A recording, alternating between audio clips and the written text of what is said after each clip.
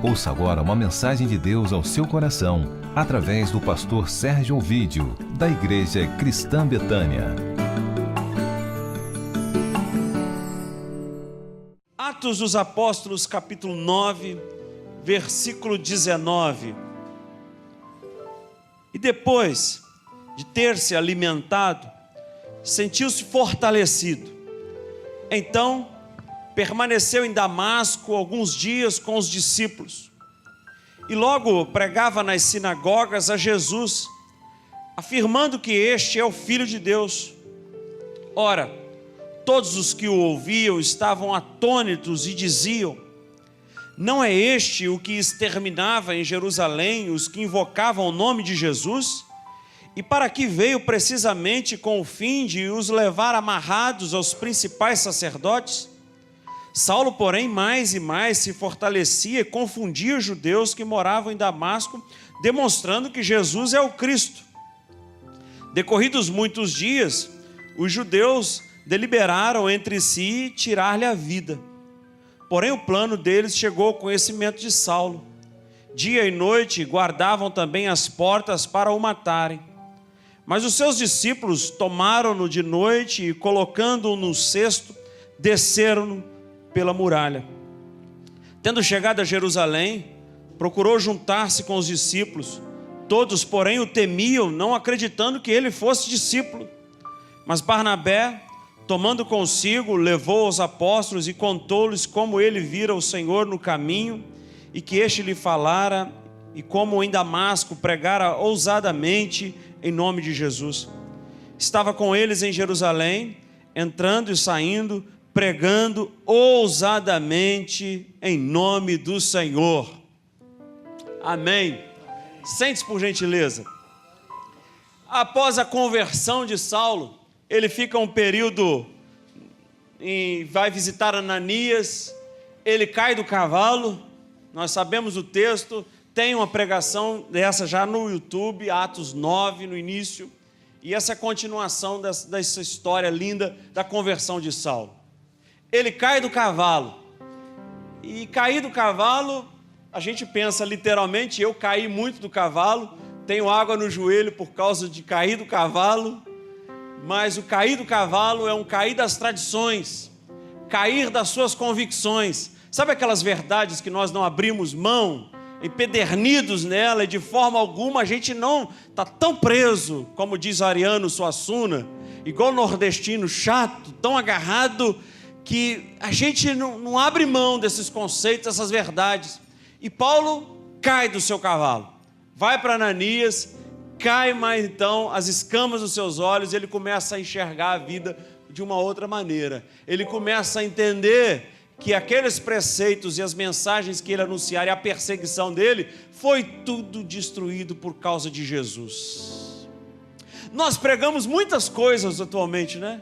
A gente prega prosperidade, diz que Deus vai dar um monte de coisa, e a pregação dos apóstolos de Saulo era qual? Só dizer que Jesus era Filho de Deus.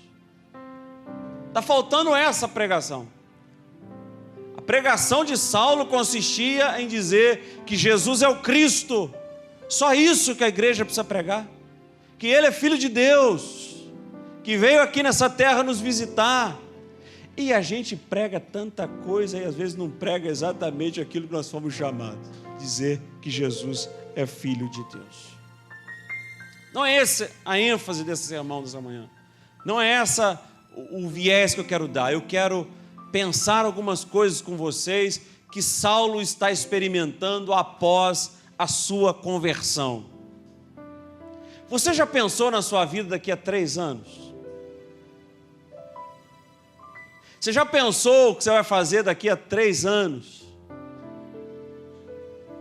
Domingo passado pela manhã, ao me despedir de um jovem ali no elevador, eu falei com ele: estuda, porque você vai chegar aos 20 anos de qualquer jeito.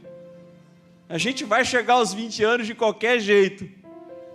Eu vou chegar aos 40 de qualquer maneira. Então, como eu desejo chegar?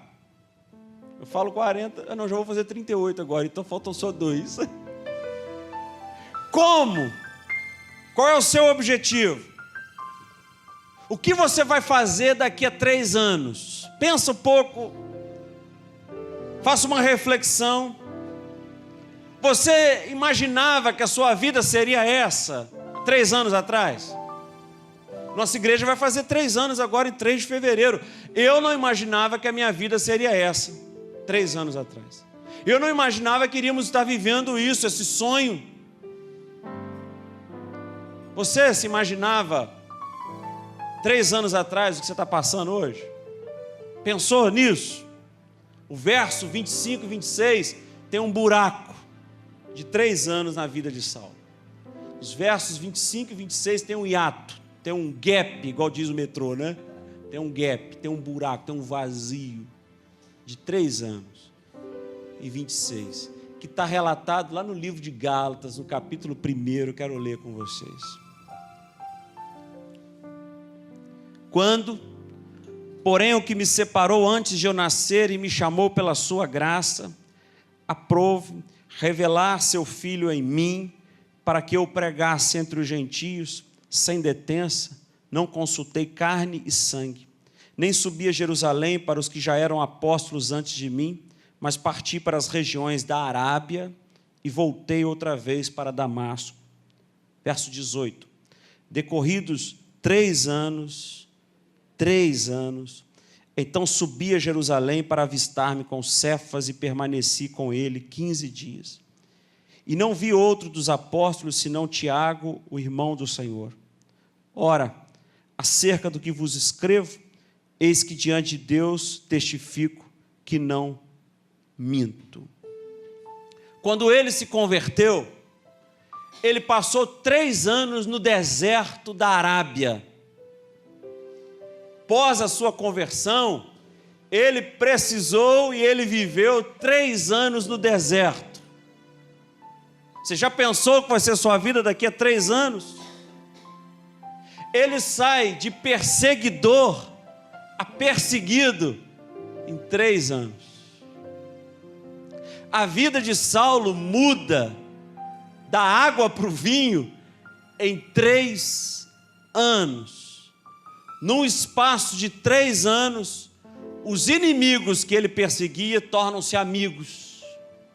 Num espaço de 3 anos, Deus me deu novos amigos nessa igreja. E me deu novos inimigos também. Não vamos mentir, não é? Num espaço de 3 anos, amigos se tornaram inimigos.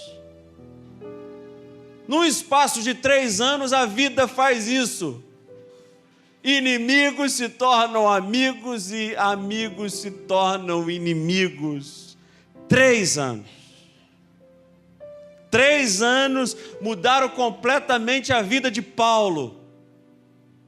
3 anos podem mudar a sua vida e a vida da sua família totalmente. Num instante a vida se transforma. Num instante as coisas mudam. E como diz o Toquinho, chega sem pedir licença, muda a nossa vida e depois convida para rir e chorar. Num espaço de 3 anos, a vida deu um cavalo de pau e apresentou para Saulo: agora é dessa maneira, agora é desse jeito. Você que era um perseguidor da igreja, que entrava nas casas e arrastava as pessoas, arrastava as famílias, arrastava as crianças, que matava todas as pessoas, agora você é o perseguidor, é o perseguido. Em 3 anos, de repente, como diz o poeta, né? De repente, fez-se do amigo próximo, distante. Fez-se da vida uma aventura errante. De repente, não mais que de repente. Pode ser assim, e talvez esteja acontecendo isso na sua vida. De repente, uma notícia, um telefonema, e a vida se transforma. E a primeira coisa que nós precisamos aprender com Paulo, com Saulo, é que nesses 3 anos, em que a vida dá um cavalo de pau e tudo muda, e ficamos de cabeça para baixo, perdemos o chão, é aprender a viver com a solidão. Aprender a viver com a solidão. Tem gente que casa para acabar com a solidão, né? Casamento não acaba com solidão nenhuma, já dizia o Mário Quintana. Tem gente que vai colocando as coisas na vida para tentar aplacar a solidão. Não funciona dessa maneira. A vida, precisamos aprender que ela é feita de solidão e de companhia. A vida é construída com felicidade e com tristeza. A vida nós construímos semeando com lágrimas e colhendo com felicidade. E às vezes perguntando para o amigo, me belisque, que parece um sonho. Parece um menino lá que cantou com o Stevie Wonder. Me belisque, por favor, é um sonho. A vida é assim. A gente fica nesse quarto que ora está repleto de alegria e outra hora o coração está fechado de tristeza. E alguns suportam tudo. Alguns suportam agressões, injustiças. Alguns suportam serem passados para trás, mas não suportam a solidão. Não suportam ficar sozinhos. O Jean Paul Sartre diz que se você não suporta ficar sozinho, é porque é um sinal que você está em péssima companhia. E não suportam a solidão. E o apóstolo precisou aprender a ficar sozinho. Um homem que tinha autoridade, um homem que determinava as coisas, aprendeu com a solidão e ficou 3 anos no deserto da Arábia. 3 anos. Será que ele não pensou na vida que ele tinha? Que bênção é essa? Me expliquem. Que bênção é essa de servir a Deus, que vida de apóstolo é vida solitária. Mas a gente precisa aprender isso, que vida de apóstolo é uma vida solitária, que vida de pastor, às vezes, é uma vida solitária. E a gente precisa aprender desses momentos, que esse momento me manda uma notícia, que o apóstolo precisava aprender que teria que se virar sozinho. Você já não tem aquele grupo, você já não tem aqueles soldados ao seu comando, você agora, Saulo, vai ter que aprender a se virar sozinho. E que viver sozinho significa aprender a contar mais com Deus. Por isso, se você está no momento de solidão, aprenda a contar mais com Deus. Saulo está aprendendo que ele precisa fazer um treinamento no deserto.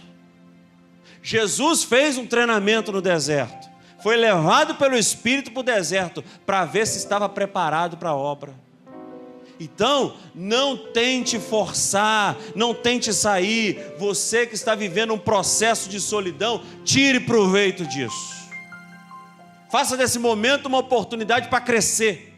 Aprenda com esse momento. Eles nos enviam mensagens, eles nos mandam notícias, eles nos ensinam coisas.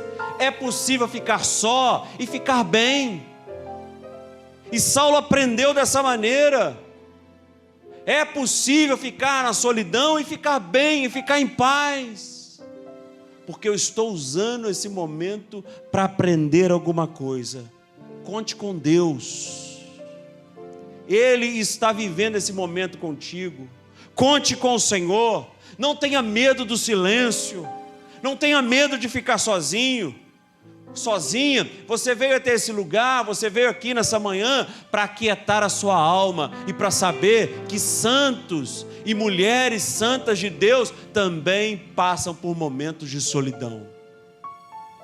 Que pessoas nobres na presença de Deus também passam por momentos de solidão. Aquietai-vos e sabei que eu sou Deus. Não é isso que nos diz o salmista? Mesmo no deserto. Aquietai-vos e sabei que eu sou Deus, mesmo na solidão, mesmo no deserto. Não há como fugir do deserto, não tente. Não há como lançar uma semente e ver já a primeira folhinha subindo e tentar ajudá-la para que ela cresça. Não adianta, você vai arrancar a semente do solo. Então, não tente sair do deserto. Viva esse deserto. Viva. Algumas pessoas terminam o namoro e já arrumam outro namorado, né? Tentando acalmar o coração. Não funciona dessa maneira, as coisas não se resolvem desse jeito. A gente precisa viver o luto, a gente precisa desse momento de solidão para se refazer, para reconstruir a história, para mudar a pele. Nós precisamos do deserto para mudar de estação. Daqui a pouco as águas de março vão fechar o verão. É sinal, é promessa de vida para o nosso coração. Tempos bons estão chegando, a vida vai melhorar. Deserto é oportunidade para mudar de estação. Deserto é período de transição.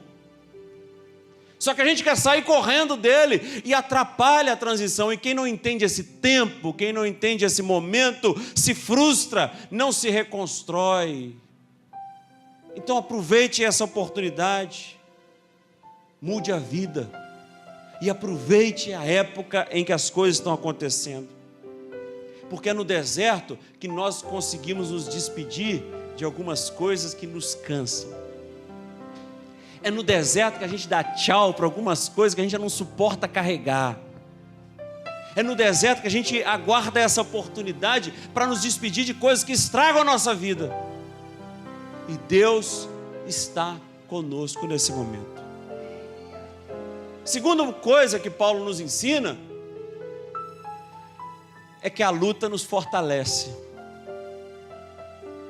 A luta nos fortalece. Depois de ter se alimentado, sentiu-se fortalecido. E no verso 22 diz o seguinte: Saulo, porém, mais e mais se fortalecia e confundia os judeus que moravam em Damasco, demonstrando que Jesus é o Cristo.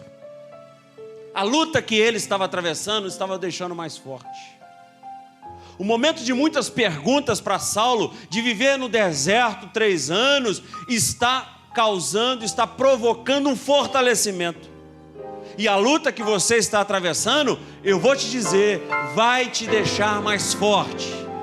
Momento que você está atravessando, que talvez você pense, vai destruir a sua vida, vai destruir a sua família, é para deixá-la mais forte. Uma vez um motorista de táxi me contou a história da família numa viagem.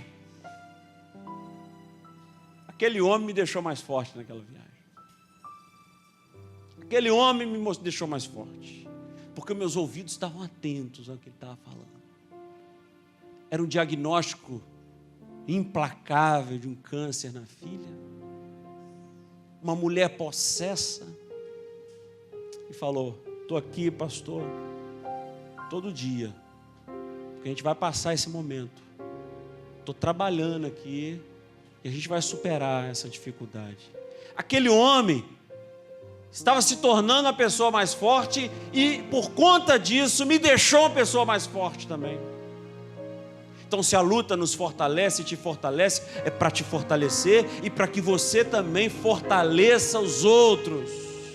Olha o que ele escreveu: para que a mensagem de Cristo em mim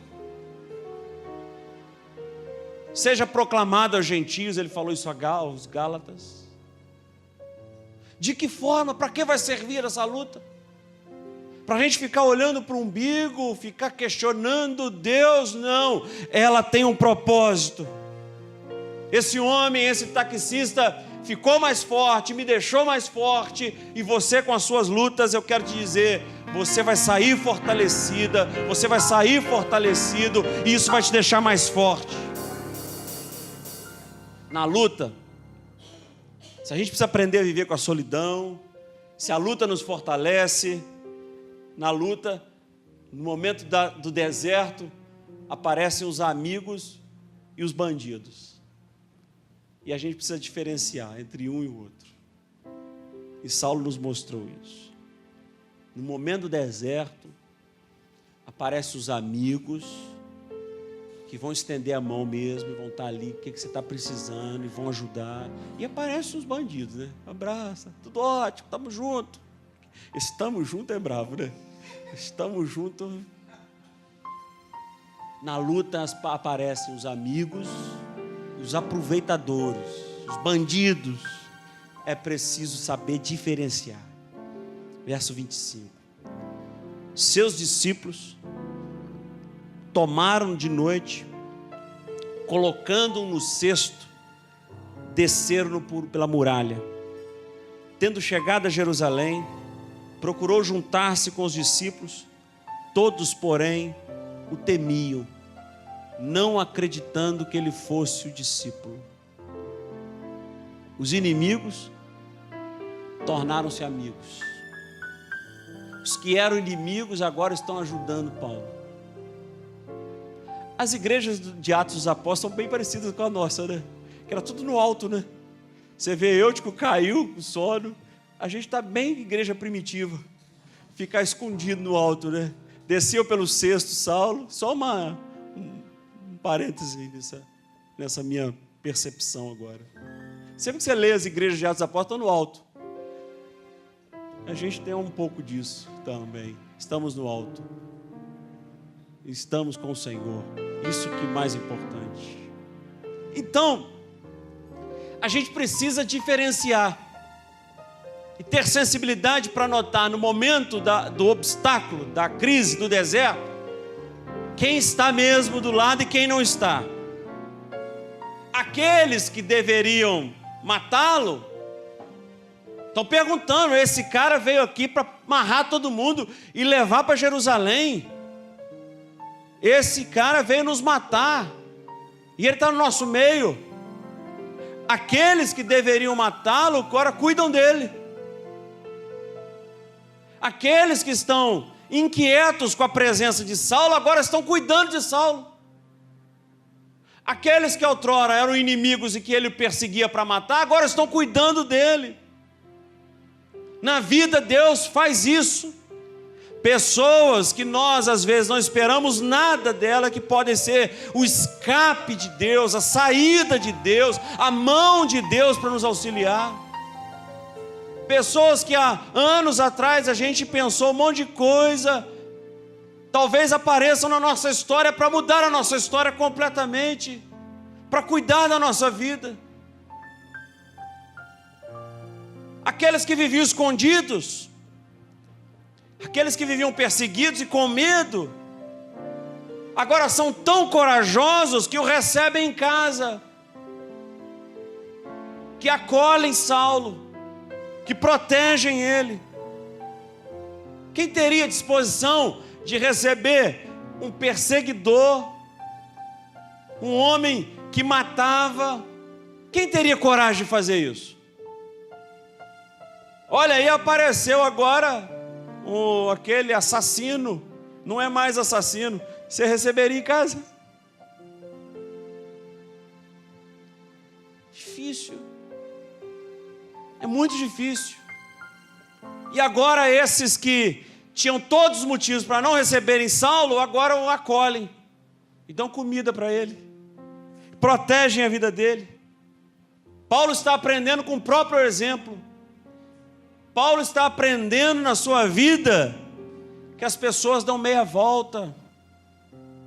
Paulo está aprendendo com a sua própria experiência de que as pessoas se arrependem, que as pessoas fazem uma reflexão, que elas mudam de ideia. É ele, Paulo, está dizendo isso. Poxa, eu tinha uma outra opinião sobre vocês, mas agora eu vejo que vocês são pessoas boas. Com a sua própria vida, Paulo está dizendo para os primeiros cristãos: as pessoas mudam, as pessoas dão meia volta, as pessoas têm sonhos, têm vontade de reconstruir a própria história. E isso é Saulo. Saulo está pedindo uma oportunidade. Ele está mostrando para nós que às vezes nós tivemos umas intempéries aí, umas rusgas com alguém, e elas também podem mudar. A gente precisa estender a mão. A gente precisa ajudar. Paulo está dizendo com a própria vida: as pessoas que nós conhecemos precisam de uma segunda chance, precisam de uma outra oportunidade, como os cristãos fizeram e deram a Paulo essa oportunidade de ser uma nova pessoa. Nós também.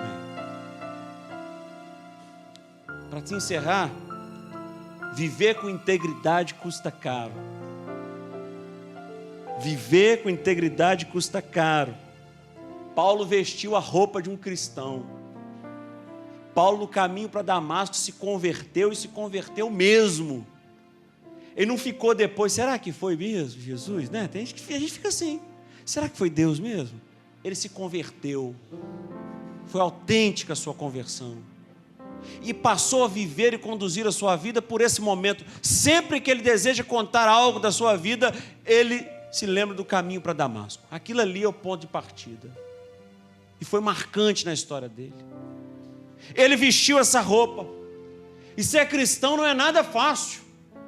Ser cristão agora, um homem que era o destruidor de lares, agora ele precisa se esconder. Ele precisa descer dependurado por um cesto. Ser cristão não é fácil. Assumir a palavra do Evangelho com integridade não é fácil.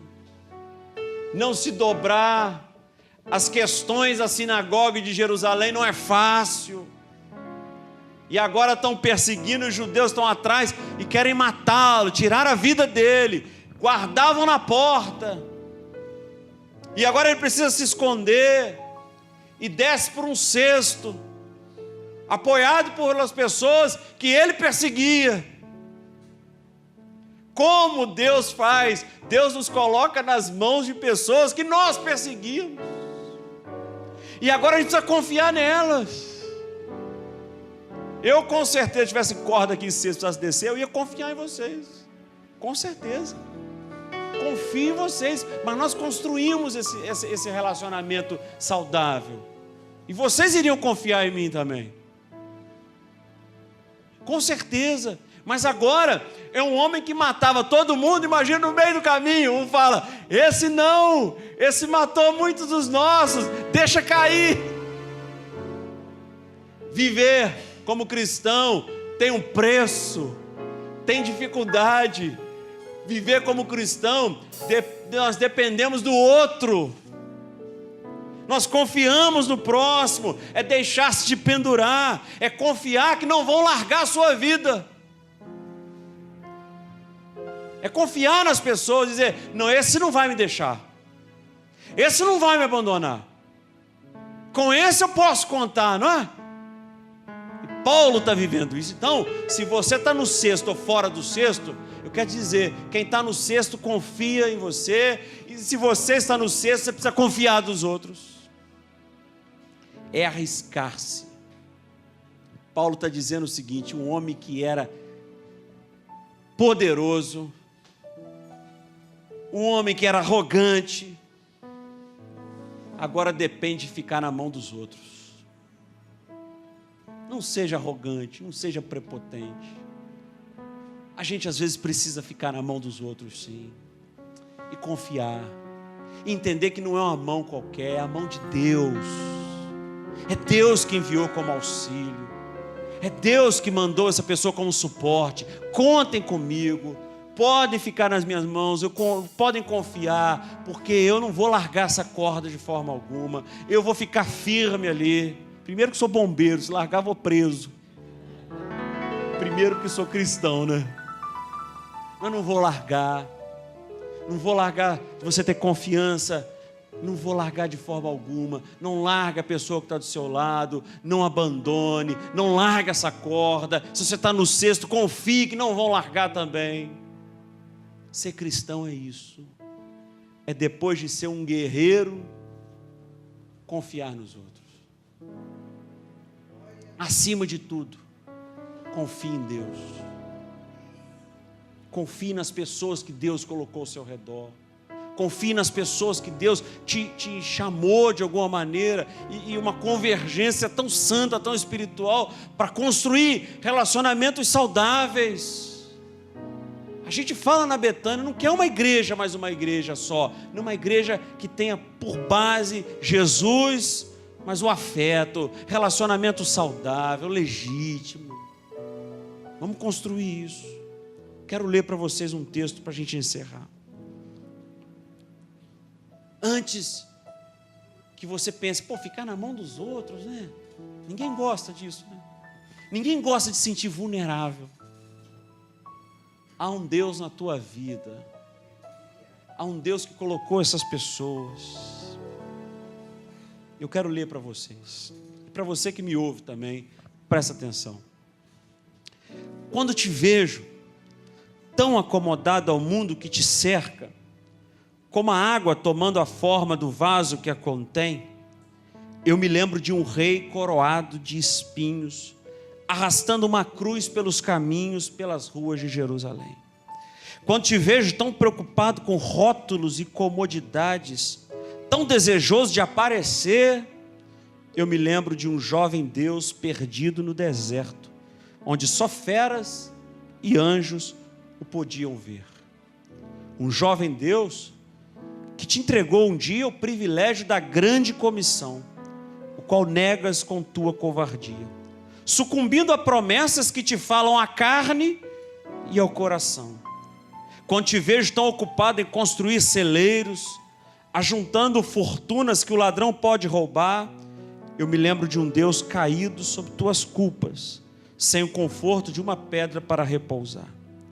Quando te vejo conivente com aquilo que ele aborrece, ao ponto de ocultar a herança que ele te legou, pergunto: seria falsa a promessa que fizeste, ou o amor que tu lhe tinhas era pouco e se acabou? Onde está teu grito de protesto que já não escuto? Tua atitude de inconformação? Será que te esqueceste do santo compromisso? Ou te parece pouco o privilégio da tua missão? Por que tremes diante do mundo, temendo por valores que só servem aqui? Será que Cristo te escolheu em vão? Ou será que já não existe um Deus dentro de ti? Tu estás no mundo, mas não és do mundo. Não escolheste, foste escolhido. Porque te encolhes ao ponto de seres grande pelo padrão dos homens, comprometendo tua autoridade em condenar o mundo corrompido? Foste escolhido para uma missão tão grande que nem a anjos foi dada a executar. Não te assustem ameaças, não te seduzam promessas. Numa obra eterna, é melhor morrer do que negar. Lembra-te que há um Deus em tua vida e que os teus atos devem glorificar. Feche teus olhos. Vamos orar.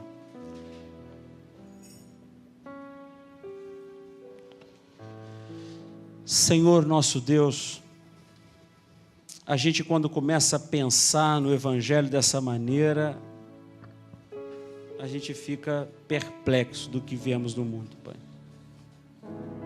A gente não consegue enxergar um apóstolo, não vê o Senhor com privilégios, com essa vontade de aparecer. Pelo contrário, quem desejou, quem tentou Jesus para que ele aparecesse no pináculo do templo foi Satanás.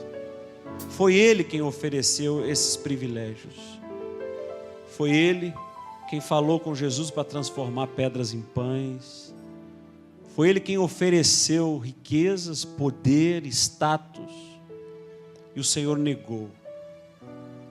Porque sabia que o reino de Deus não era construído por esses privilégios, por esses benefícios.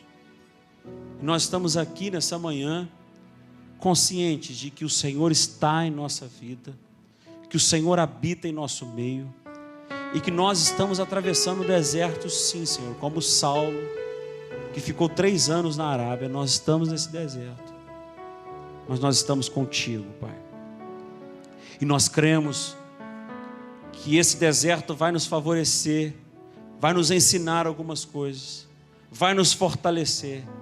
Esse deserto vai nos ensinar a diferenciar quem está do nosso lado e quem não está. Quem nós podemos confiar ao ponto de entregar as nossas vidas num cesto e quem nós não podemos confiar as nossas vidas, Pai. Por isso, dê a nós nessa manhã sensibilidade para diferenciar, para notar essas coisas. Entender que o maior privilégio nós já temos, que é a sua presença, que é a sua guarda, que é a sua proteção, Pai. Nós colocamos agora, Senhor, porque por vezes nossos familiares nos levam para esses desertos. Nós pedimos que o Senhor esteja conosco, visite a nossa casa. Às vezes são enfermidades, que o Senhor venha nos curar, sarar, sanar, pelo poder que há no Teu nome. Que o Senhor venha colocar os filhos, filhas, parentes, um desejo ardente de Te buscar, Pai. Que o Teu Espírito Santo nessa manhã possa fazer uma grande transformação nos nossos familiares, na nossa casa, nas pessoas que estão aqui na Betânia, as que nos ouvem pela internet. O Teu Espírito comece a pairar e transformar tudo, Pai. Porque se nós estamos vivendo esse momento é porque o Senhor deseja nos ensinar algo. E nós não vamos relutar, nós não vamos correr, nós vamos viver junto, porque não há deserto quando o Senhor está conosco, Pai. Em nome de Jesus. Amém, amém. Na história das pessoas que nós caminhamos juntos, nosso círculo íntimo, a gente precisa colocar